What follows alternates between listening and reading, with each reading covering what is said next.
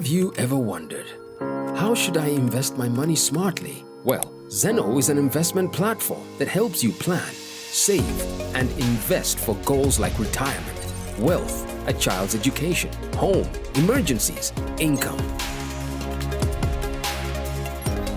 Visit our website and tell us about your goals, investment period, and financial situation. Zeno uses this information to determine your risk tolerance and then recommend a diversified investment portfolio customized for you.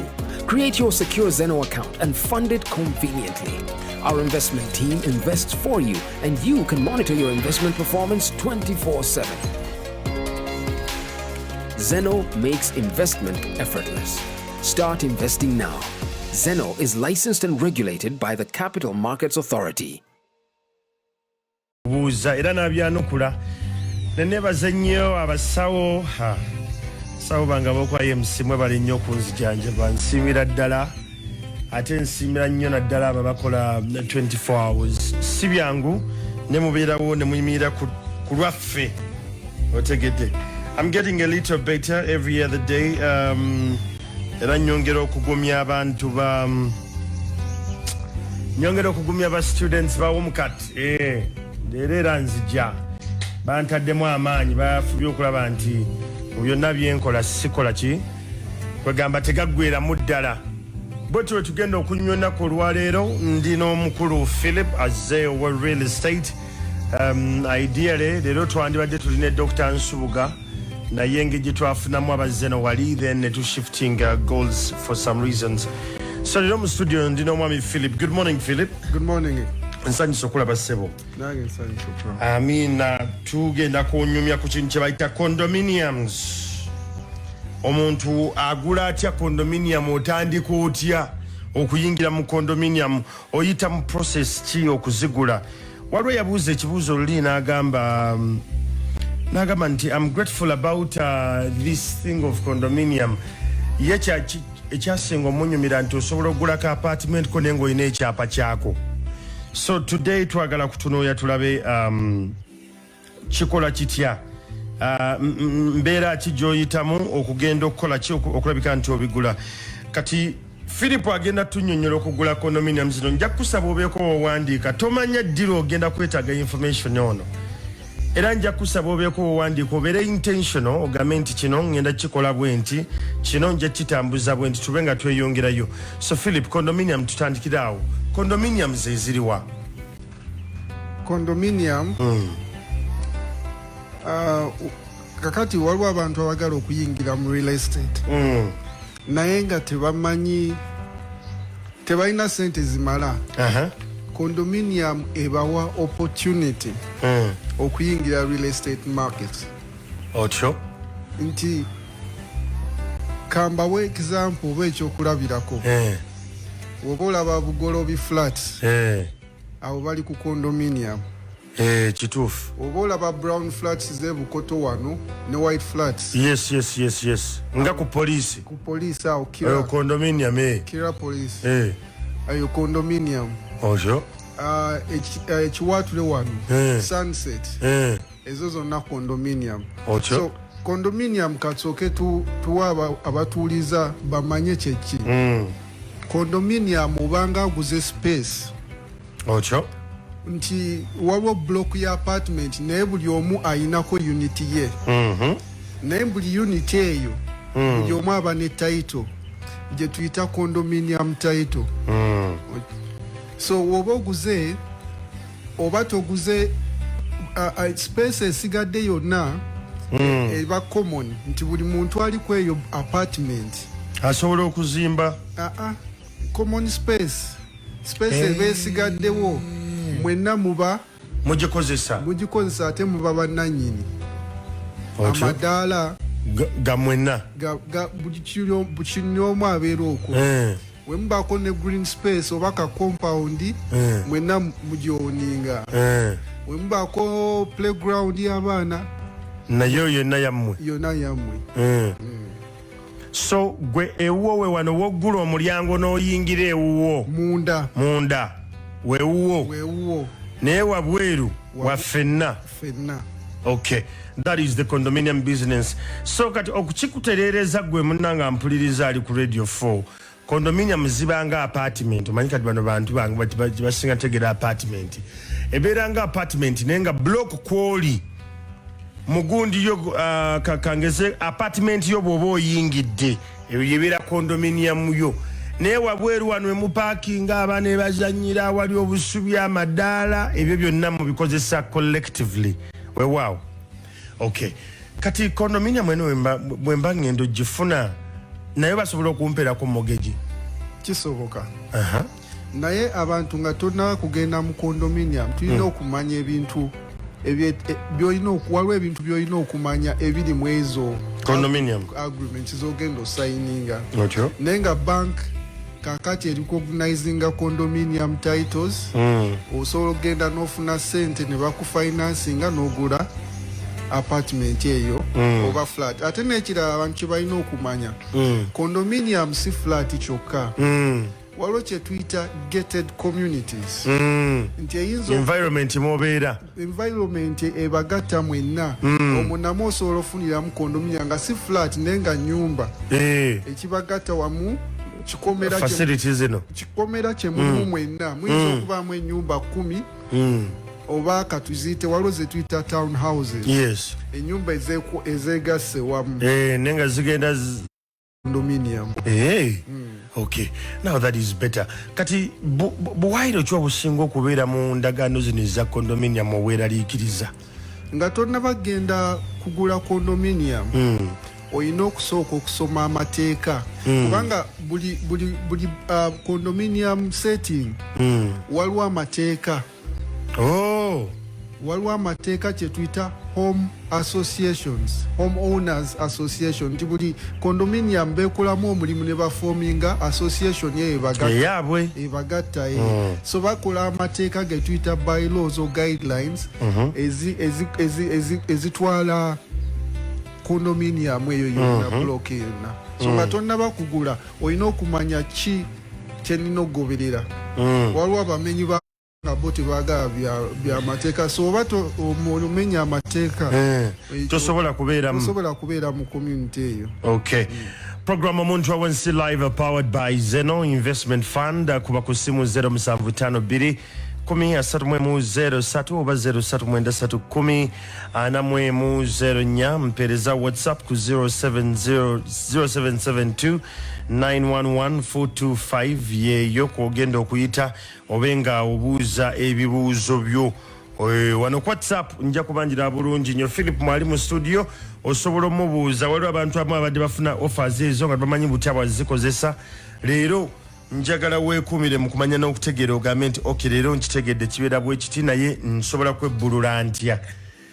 Kati Philip twogedde ku condominium zino nze nsobola ozimba ennyumba zange nenzisa mu approach bwetyo nenzisa mu mbeera bwetyo kangeze ndi investor nzimbye condominium zange nenjagala nzitunde bwetyo nga situunda block yonna. Nalaba juzi ku gundi ku mutimbagano gwammwe nga waliwo batunda ziri 3.6 billion naye nga nze saagala kutunda kyonna bwentyo njagala kutunda ko condominium space by space by space. Kisoboka bulungi. Omanyi condominium is a new trend oba kintu kipya mu camp. Mu Uganda abantu okimanya obulungi tebannakitegeera ge mazima bibaddewo naye kitandise okukyusa embeera y'abantu ng'ensi weetambula. Ekisooka ekikulu kya byonna ekireese condominium nti ebifo ebimu bifuuse bibuga ate n'ekirala the price of land yeeyongedde. You know, price determines the price of land determines property eyo gyogenda ogitunda. So the higher the price of the land ne property gyozimbye egenda kuba yaki nkitegeera. Ne kati bw'oba ogenda kudetermininga price ya condominium yo ng'ogamba kati njaga zitunda condominium approach, banka yekusalirawo oba ministry ya lands yekusalirawo nti kati abantu bawo bacharging bweziti kubanga ezebugolobi ndaba ziri my sister yafuna yemu yasasula 420 million abamu ndaba basasula between 330 million. What determines this? Kakati olese kucha price. Condominium brings affordability. Okay. Kubanga nja kuwe ekyokulabirako. Nti wemba ngambye kanzimbe condominiums. Mu bifo ebyekibuga kaŋŋambe Bugoloobi, Ntinda wano, Naggulu, omuntu asobola okugula ennyumba ku ssente eza wansi n'osingako omuntu agenze n'agula ennyumba eyimiridde yokka. Okay. Ennyumba eyimiridde yokka gye tuyita stand alone oyinza ogisanka tulabireko kaŋŋambe nti 1 billion. Kati gwe nojja n'ogula condominium mu kifo kyekimu ennyumba eri ya 3 bedrooms nawe nojja n'ogula 3 bedroom condominium n'ogigula 500 half a billion na 500 million. So mwena muli mu kitundu kyekimu naye oguze ekintu ekiri affordable. So it brings affordability mu kifo. Wow. Program omuntu awansi live kube simu obuuza ebibuuzo by'obuuza nkiwa bino bigenda batawanya ne mujja biiga kubanga ensi gyeraga fena tetugenda kubeera mu byalo tetugenda n'ensi ekula mweyongerayo naawe azimba obuyumba bweyo wansi eyo gy'ozimba osobola bino bikuwa ekyokuyiga n'omanya ensi gyeraga n'ogamba nsobola ozimba ennyumba bwe ziti ne zibeera condominium abantu nembawa byapa byabwe nga buli omu alinako ekyapa kyawo waali nzi ne neeyongerayo ng'omuntu osobola okuba essimu n'obuuza ku bibuuzo ebyo. Katwogere ku kintu kye bayita affordability. Omanyi oluyogedde ku affordability eri abantu naye njagala twogere ku affordability eri abantu naddala ffe ng'abantu ba wansi. Condominium tuzisobola bwe tuba tuzisobola payment plans zibeera zitya okutandika? Kakati ekikulu kya byonna abantu kye balina okutunuulira ku condominium yensasula gye bakuwa plan gye bakuwa okusasuliramu. Ekisooka mu condominium tulina kye tuyita off plan kiri mu lulimi olufuutufutu naye kankize mu Luganda. Off plan kye kitegeeza nti ogula ennyumba nga tennaba nakuzimbibwa. Otunuulira architecture plan otutunuulira plans ezo ne site olina okumanya site ennyumba weegenda ekizimbe bagenda okizimba. Kati n'otunuulira block n'ogamba njagala unit eyo nga tebananatandika zimba. Kati ne bakuwa plan gy'olina okusasuliramu tuba tugenda kuzimba mu myezi kaŋŋambe omwaka gumu n'ekitundu. So ne bagamba mu 1.5 years olina okuba ng'omazeeyo oba ng'osasudde sente weziti.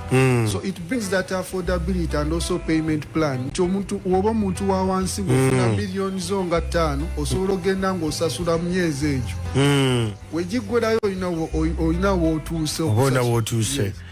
All right, a program omuntu awansi live ndaba nabakuba masaba mu flashing zitegera kigenda mu maaso. But I like that payment plan ate yo njagadde nti off plan kati wembasasula ne batazimba. Ati ku program eno twogedde nnyo ekintu ky'okunyonyereza nga tonnaba kussa ssente zo wantu sooka onyonyereze ku muntu oyo. Okay. Ono developer gwengenda okuwa ssente zange yaani kikyakoze before tunuulira kye tuyita track record. Nyumba mmeka zazimbye na deliveringa. Buuza kugenda obuuze ku bantu baguzizza nti ekintu kino kyakoze standard si kye kiriko kaakati. Tunuulira ebintu byonna byakoze then kijja kuwa ekyokusalawo. Omanyi ani gw'odiringa naye. All right, a program omuntu awansi live. Hello. Okay. Banabuuse kalabika badde flashinga. Kansobola no messages ezimu zendabye ezizeewo nagambi good morning, my name is Nsubuga. Thank you so much Philip for coming through. Indeed, Uganda has not understood something to do with condominiums. Nze nakadda okuva Sweden, but I'm finding it hard in Uganda that every land I have to buy nteekwa okuzimba from scratch. It's very disturbing. Radio 4. Hello. Sebo. Amanya kanika Alex Kasanga diteira wano. Yes, Sebo. Kati nze kyembuuzamu bwe mbanguze space waggulu nzemba ouna nti nsobola nange okutunda ekyawaggulu. Okay. Webale kubanga obuuza. Alright, ono agambye nti condominium ho lutalo bannange cheya. Ono yagambye nti okay, that is Behangana Conrad. Ojagendo bitegera mpolo nagambye very good morning Andrew. I hope this finds you really well. This is me. One thing I want to share about condominiums is that when I was away in South Africa, it was the best model to use, but Ugandans, we are still backward. We are still going with so many houses in the same location, different models, no rules and regulations. I think Philip needs to amplify more about this because that's what makes us unique as a country. Thank you so much, Agenens. Mbozio tujirabe wano. Ateye umaro agamenti. Good morning, Andrew. I'm thankful to God that you're better. Neche njagalo kubuuza kondominia mweyira na yabuuzanga jajja Kanyike. Agambe kati waggulu nze mbeera Land Road nze mba nange nsobola okuguzaayo omuntu omulala. Ekyo kyanukule Waumalo ne Kanyike babuuziza. Condominium. Government erina condominium law. Otyo. Waliwo etteeka eritufuga aba condominium. Otyo. So woba oguze oba toguze mpewo oba bbanga lyokka oba ne certificate title ekyapa yakyeyo ewuwo oba ne title nti oguze unit number weeti ku block weeti mu kifo weekiti so oyina osobola okukitunza omuntu omulala bw'oba osazeewo yes tekigaana ekikulu kya byonna nti waliwo title kata nti bo ekyo kyebabuuziza ekyo nange nkitegedde ne bo kyebabuuza kino katugeze tuli ku second floor manya third floor yesembayo nze nga kyamagero nsobola okutunda waggulu ewange n'entunzaayo omulala naye azimbe tekisoboka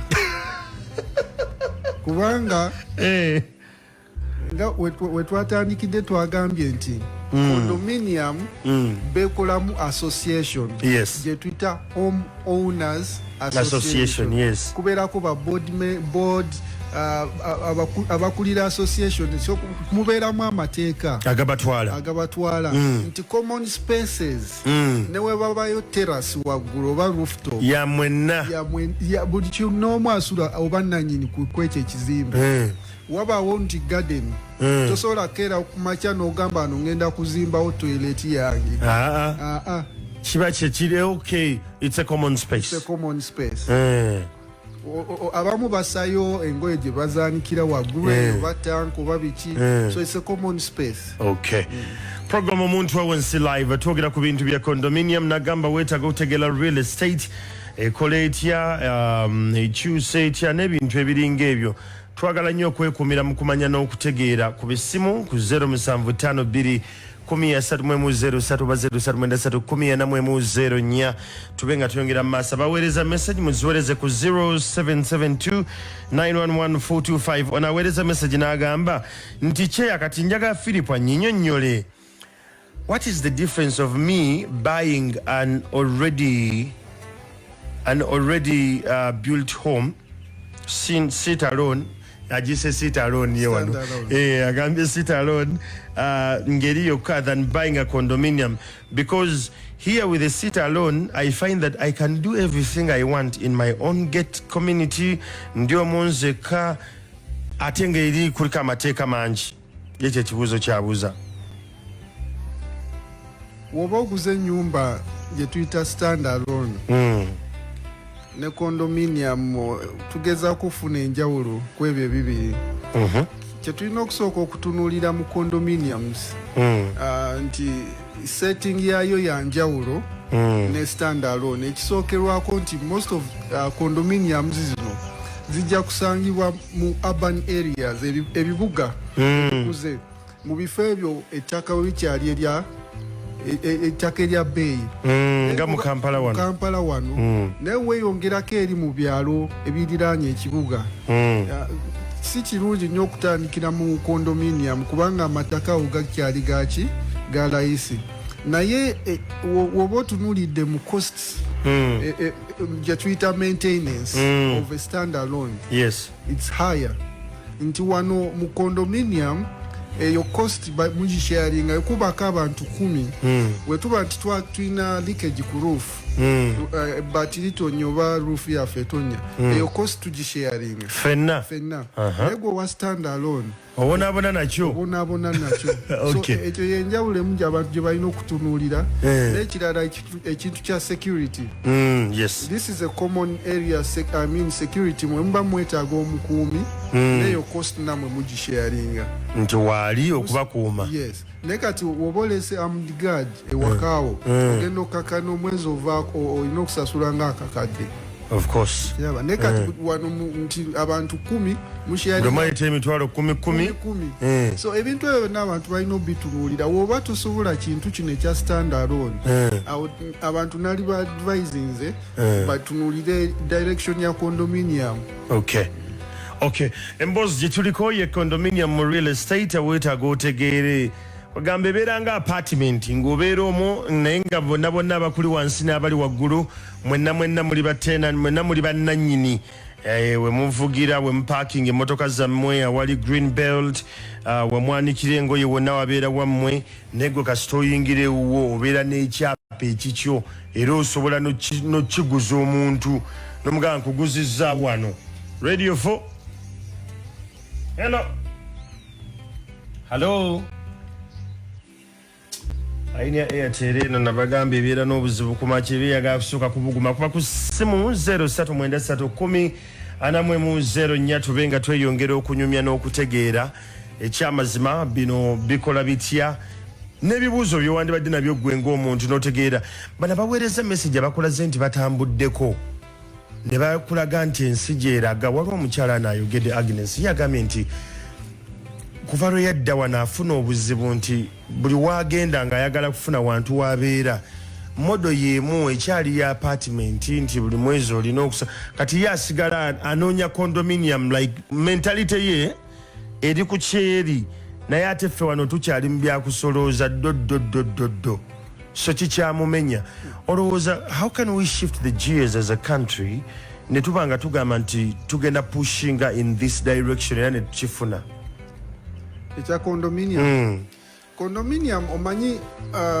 ebintu by'okuzimba mu Uganda si bye bimu ne bya wabweru nti wano tulina kye tuyita obwannannyini ku ttaka osalawo kyokolerawo naye wabweru bakuwa ettaka ne bakugamba kino kyolina okukolerako enjawulo nti amateeka gali direct yes nti the government over wherever it is they own the land so ettaka lye bakuwadde bagamba wano twagalawo shopping mall toleetawo katale naye kiri ekyanjawulo wano nti tulina bannannyini ttaka obwannannyini nti gavumenti tejja kusalirawo kyojja okukola ku ttaka gwe weesalirawo wengamba nti ngenda zimba condominium nkuba pulaani zange nezitwala baza approving noteekayo buteesi kizimbe yes okugyako obugabaŋŋaanyi eyo yenjawulo eriwo ne bagamba nedda awo tetukirizaawo storage buildings twagalawo wekiti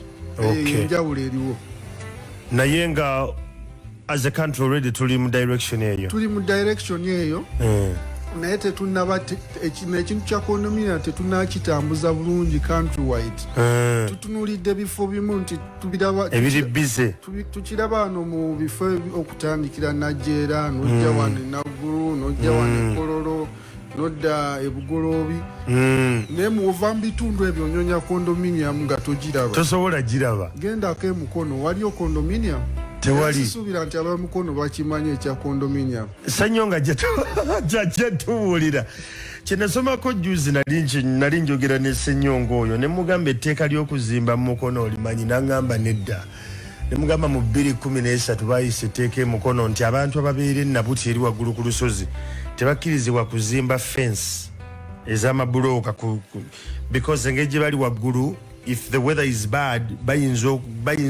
bagamba the damages must be big kuzaaba nezirwa nangamba etteeka ly'okuzimba litegeera otya emukono ne mugamba nti tuli mu kunoonyereza real estate okwongera oditegeera so nja kusaba ogenda kunkubirako ku ssimu 073 oba 07 10 4 twogera ku bintu bya condominium mwe mbalaba musirise nnyo either kibasuseeko nnyo oba si kyo nga muganye buganyi kitegeera naye njagadde nnyo kanyike yeekumira nnyo mu kumanya n'okutegeera yasigala abuuza.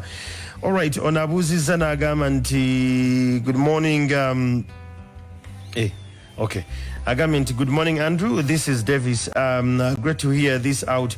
I want to know, can I get a loan to pay off my condominium? That is one. Then two, if I am ever to get a loan from the bank about a condominium, do I enter the property after they have paid, or I enter and then I can pay while in my condominium? Kakati ekirungi kya condominium waliwo abagula nga baguza as an investment osobola okufuna loan okuva mu bank oba mortgage bank nekusasulira condominium eno oba unit nosaamu omupangisa otyo omupangisa ono nakuyamba okusente ezivaamu nezikuyamba okusasula mortgage oba loan eno gyefunye. Kati oyo mwami kyabuuzizza bank weba ekusasulira property yonna olina ogibeeramu. Nice. Olina ogibeeramu nga wosasula sente ziri ezikubangibwa. So abantu abamu bakitunulira mu direction ya investment nti kangende ngule units zange 3 we banaamalira nga nina ze nsasuddeko then bank ejje mmalireyo zino sente. Bwe bamala okuzimba nga nteekamu ki abapangisa sente zivaamu zinyamba okusasula ki mortgage eno. So abantu balina okutunulira, waliwo abantu abaagala okuyingira mu real estate naye nga tebamanyi which direction to take. Njagala kugula ttaka naye ya bbeeyi, njagala kugula ennyumba eyimiridde yokka n'ebya bbeeyi. Naye condominium kyeleeta mu bifo kye twamention is affordability. Condominium almost slices the prices of housing half. Nti enaggulu wano oba ekkololo nti ennyumba eyimiridde yokka weba eri ku $1 million for example, nsobola ogifuna ku mitwalo, nsobola ofuna condominium ya 3 bedroom ku mitwalo in the same location. Nokkakana nti n'ow'ennyumba sente zapangisa naawe osobola ozifuna muki mu condominium mu apartment yo. So ebintu ebyo abantu balina obinyonyolezaako nga bagenda oggula amayumba n'ettaka okulaba ekituufu kye ekinabakolera. Program omuntu owensi live powered by Zeno Investment Fund. Bagamba nti faayo nnyo okusevinga ne n'okuinvestinga. Kikolwa kyenja okugamba Philip, omuntu alina condominium engeri namukwano gwange ya renting one of the condominium buli mwezi seba asasula bubiri 2 million. So you can imagine bobeera ne bu units bonga busatu nga buli mwezi buli omwaka obukadde bubiri obeera okola. Ekikwewuunyisa Andrew nti ekintu kya condominium abantu abasinza okitegeera be bantu ba wabweru.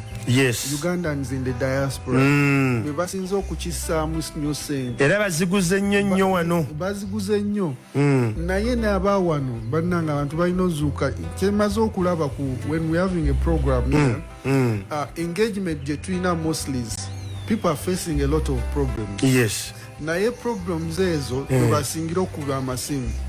Kati kino kye tuleese kikulu nnyo n'okusinga ebizibu bye balina because kikutaasa ebintu bingi.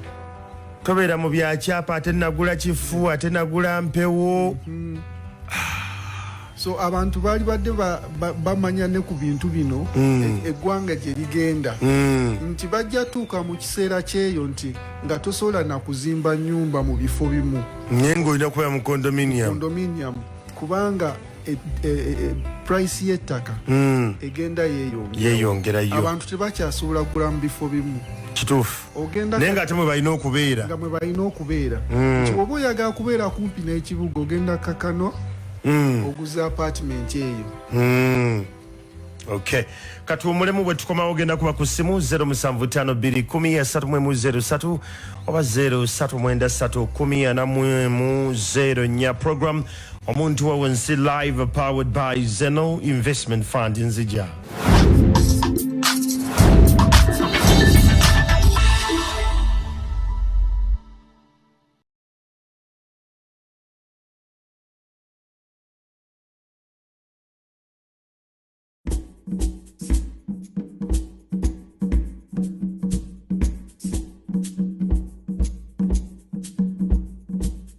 This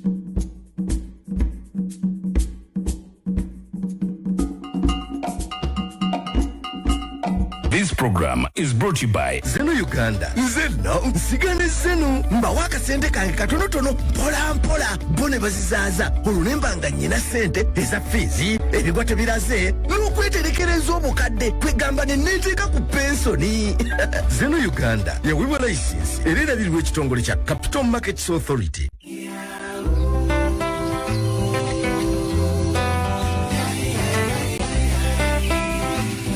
Program Omuntu Wansi Live powered by Zeno Investment Fund. Nze Andrew Chamagero era nga ndina omukulu Philip okuva mu Spectrum Properties nga twogera ku ensonga ya condominium business na butya bwekola. Tweyongedde ogenda mu maaso ababuuza ebibuuzo kuba ku ssimu 0752 oba 0393104404 tube nga tweyongerayo. Alright, nagambye nti naye kyaki kikyotamanyi kubanga buli kimu okimanyiko munayinza neekumira mu kumanya n'okutegeera.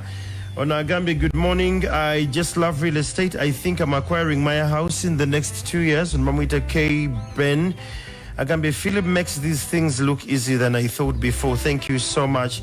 This one is appreciating. Agambye nti omuyambyeko nnyo okwekkiririzamu with regards to real estate. Ate nagambye, good morning, Andrew. My name is Gerard. Mujja kukkiriza ngenda mpola because sinaterera bulungi naye tujja genda maaso. Alright, Bernard agambye nti, brother Gerard agambye nti, good morning Andrew, I am so grateful that we are talking about condominiums. I for one, I am a city born. I have never thought of myself being in Manyangwa, Simanyi, deep in Gayaza. I am from within and I want to stay within. When it gets to condominiums, can Philip tell us what locations currently have condominiums and where I can actually go and visit and maybe make a decision? Webali kubanga owuliriza atona agambye nti Conrad agambye nti, I think in some years to come people will specialize in condominiums because our land is not enlarging anymore. That's why in US, UK build condominiums, yet Africa is still big but not used to condominiums. All right, twanukule Gerard abuziza n'agamba nti ye challenge gyakyasinza okuba nayo nti agenza abitegeera n'ayagala kumanya location ki mu Kampala ennaku zino ezina condominiums so that amanyi asobole okujja agende alambule n'okulambula akole decision eri informed. Gerard, City born. City born. City born. Bamuzalira muno alinga nzi bamuzalira mu Kampala. Gerard, omanyi sente zoyina ze zikusalirawo ogenda. Okay. Your budget. Antu balina okutunulira budget. Sente zosobola okugula ekintu ng'onyonya.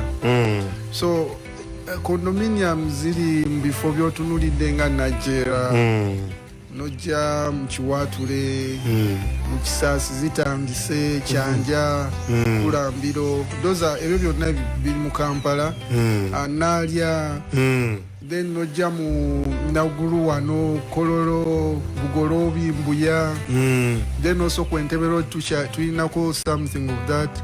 So I know kutunulira mbifo byanagwamu nga asinzidde ku sente zayina zasinza ku budget ye.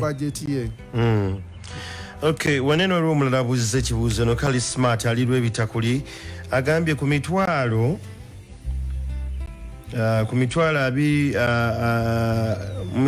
okay kuva mu Semba bule yagambye bino byebibuuzo bye Kali Smart birabi onansonyiwa agambye nti abantu abo bali regulated by who? Condominiums.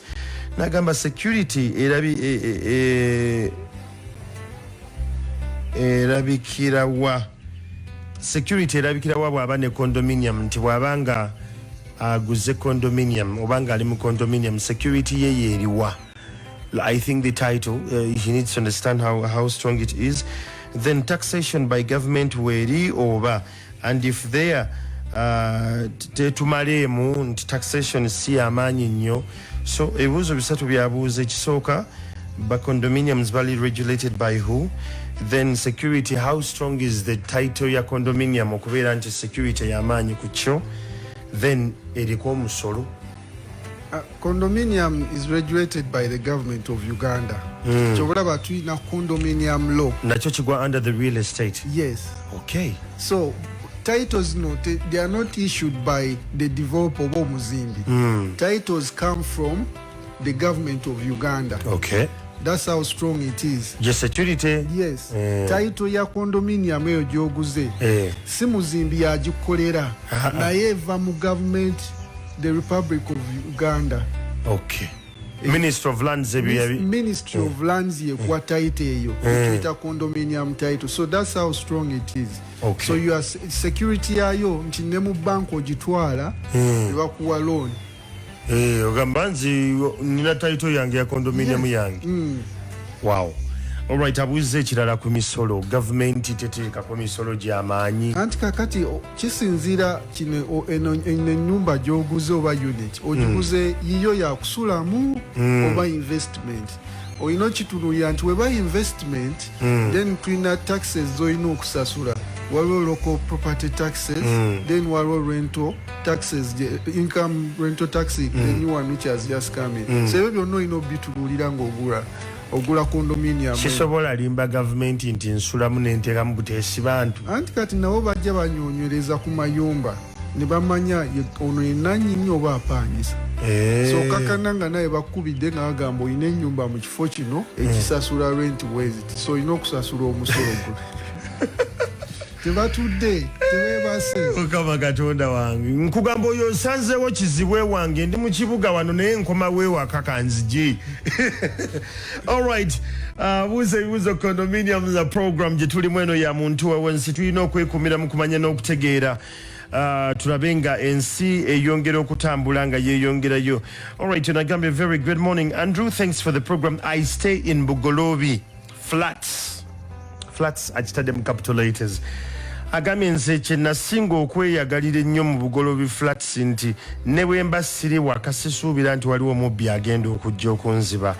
Condominium have introduced me to a very organized kind of life. That's one. Then two, security is standard, but above all, there are regulations. You cannot be in a place where people just play loud music just anyhow. They have regulations. Kyobala ntwagambye atasobola mateeka ga condominium tobeerayo tosobola kubeerayo ng'ate tonnabagula olina okumanya mateeka ki agagenda otufuga wano. Abantu abamu bagula buguzi then nasanga eri ng'ebintu bimulemeredde. First of and foremost abantu balina okumanya waliwo fee gy'osasula buli mwezi ojo mu condominium tokoma ku sente z'oguze dindako kakati kakati abo basiri mupangisa buli mwezi toba mupangisa kati ezo sente teziba nyingi kyolina otunuulira nti waliwo kye tuyita maintenance. Yes. Mwina common areas. Yes. Ezirina okuyonjebwa buli lunaku. Okusaawa okwera kasasiro okiraba jjukira muli wamu mwenna mwina association kati sente zino eziva buli ku nyumba we zigenda ne woba mu nyumba yo gwekka eno stand alone okakkana zino sente ozispendi nti mwina ebifo ebibeeramu common lights security lights ani asasulaga amasanyalaze fenna mu bisasula naye cost gyewali spendings eba wansi n'okomparinga ku nyumba eyimiridde yokka. Awo enjawulo eyo difference weeri nti omuntu omugamba sasula this condominium fee nalowooza nti omubabba naye wabeera mu nyumba ye yokka ate asasula sente zisingako naawe n'okusingako wano. Nze ndowooza kiva mu kutegeera omuntu bw'amanya why. Abantu abasinga olumu tubagamba bakola ebintu nga tetubanyonyodde why they are doing it. Naye bw'oba omunyonyodde aba asobola okukitegeera n'agenda mu maaso n'ekyo. Alright, olwo n'abadde abuuza ekibuuzo omulala kamufune wano. Okay, ono Moses agambye, Andrew, I wanted to buy a condominium in Uganda, but surprisingly I was told that before I enter I first finish up all the purchase payment. Yet it was even on construction stage. don't they have mortgage procedures in Uganda? How much a condo's fee per month? On Moses Wamala ali Toronto. Moses kyalina okutunuulira woba ogula ekintu ddala mu bya real estate olina okusoma agreements z'osayininga. Agreements ezo zibaamu payment plan yemukanyizaako nti olina osasula sente weeziti mu kiseera weekiti. Woba tonaakumalayo sente zino tosobola kuyingira nnyumba yo paka maze ebintu ebyo bibeera mu agreements ezo ate bigenda byawukana buli they differ buli woogenda. N'ekirala kyabadde abuuziza ku kya mortgage facilities. Ekirungi kyakati nti zibanka za wano zirecognizinga condominium. Yes. So they are even partnering with the developers. Balina partnership with the developers nti osobola okugenda mu banka X ne bakuwa sente zino nekuyamba oba okusasula sente zino ku condominium yo gy'oguze. Okay. We baba bazimazeeyo ba term of payment gye mukanyizaako ng'ogenda osasula mortgage eyo. So Moses alina okutunulira ku banki za wano azeebuuzeeko facility eyo gye balina on mortgage payment mortgage. Nabuuza ekirala, how much are condo fees per month? Condo fees era they vary. Kubanga nja kuwa ekyokulabirako nti waliwo condominium ezirina amenities. Kaŋŋambe swimming pool, zirina gym. Ezo facilities zeetaaga maintenance. So fees awo si ze zimu n'ogenda nga tewali. Oyinza osanga ezimu zirina generator oba zirina elevators. Kati cost depends ku bintu by'osanze ku condominium eyo oba n'ekifo mwegwa. So zaawukana. Sisobola kugamba eno ye fee yenajera si yemu yena enagulu. Zanjawulo. Awamu basasula mu $, awamu basasula mu shillings. So kisinziira condominium eyo wegudde n'ebiriko. Ebigenderako. Okuba kuliko gym, nga kuliko swimming pool, nga kuliko sauna, steam, byonna biryoko. Ebyo byanjawulo mu. Byanjawulo. Mwina okubisasulira mwenna abatuuze ku ekyo ekizimbe. Okay. Philip, thanks for the clear elaboration. Bintu birabika bya mulembe, condominiums. Oyo kali smart ye bwate wagambye. Onagambye, good morning Andrew. I think I love the conversation here, and I'm praying so hard that I get a condominium before the end of 2021. Nagambye nti naye Philip, can't I pay for myself those charges? Tukyalinawo wano omwami bamuyita Behangana Conrad, ye akyali mu ndowooza ya stand alone. Ye agamba nti tasobola kwesasulira charges ezo, n'agamba nti ye kasasule kwagamba bwe kubako nga kuliko gym, ye lwakozeseza gym lwajjo yingira agikozesa, lwawuze ayinza n'okuba tamanyi kuwuga mu mwamuteerako pool tagisasula because tagyetaaga. Ye kyabuuza ekyo nti tasobola kwesasulirako bibye byasobodde. Tekisoboka. Ekyo kya ayina okugenda n'asula mu nnyumba eyiye yekka eri. Nti wano waliwo kye tuyita social or community living. Yes. With the rules. Mwenna mwina kuba ku page emu. Nti wetuba tucharginga sente weziti. Sente zino bajja kutemeramu nti zino tetusasulira wa security. Zino zetukozesa maintenance. Ate nakyalina okumanya babeerawo no reserve fund.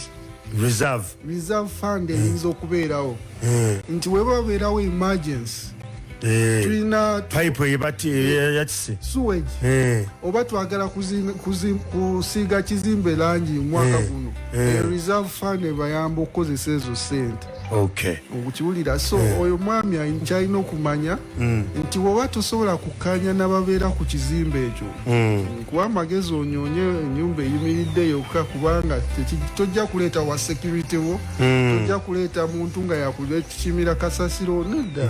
Mulina okukolagana mwenna wamu. So Conrad, ogira ogumira eyo mu nnyumba zaffe ez'abantu ba wansi eza bulijjo.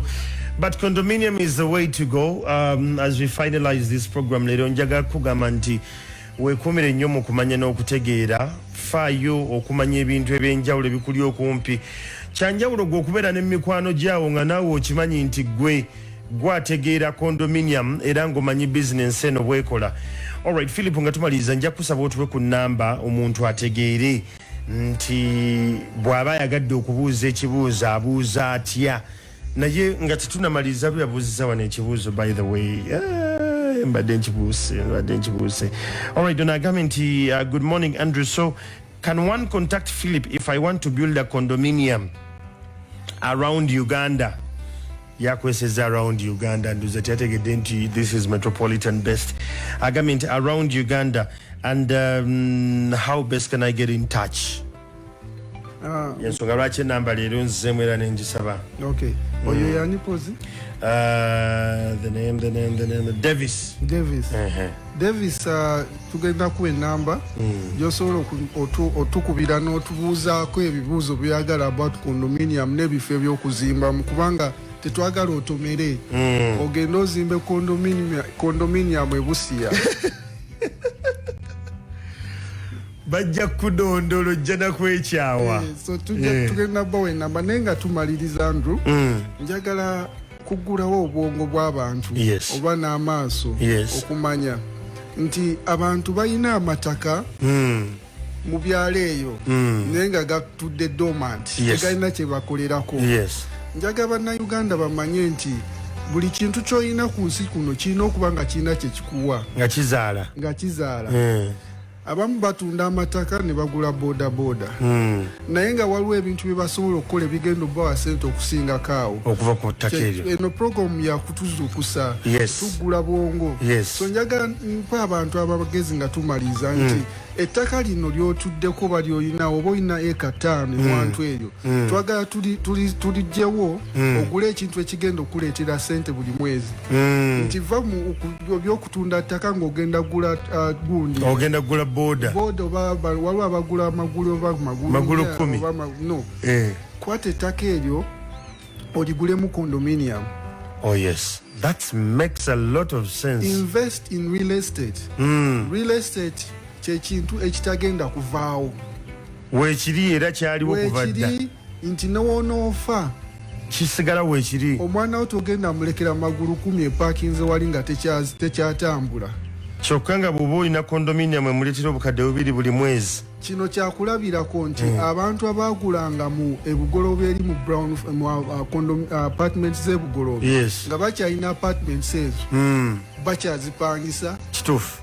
Ate bakyafuna ssente ate nga beeyongerayo mu bulamu. Njagala bannayuganda bazuukuke banyonye ebintu ebivaamu ssente bye baba bassaamu ssente. That is nice. Otegedde kwata ettaka ly'olina ogambe nti kantunde eka zino ogule condominium ng'oli sure nti buli mwezi ofuna obukadde bwo 2 okudda waggulu, naye nga zigiyingira okusinga okubeera n'ettaka mbuli n'ettaka lyange emijeera eyo kati likola ki? Walirekerako alikuuma alimirako ofunamu ki?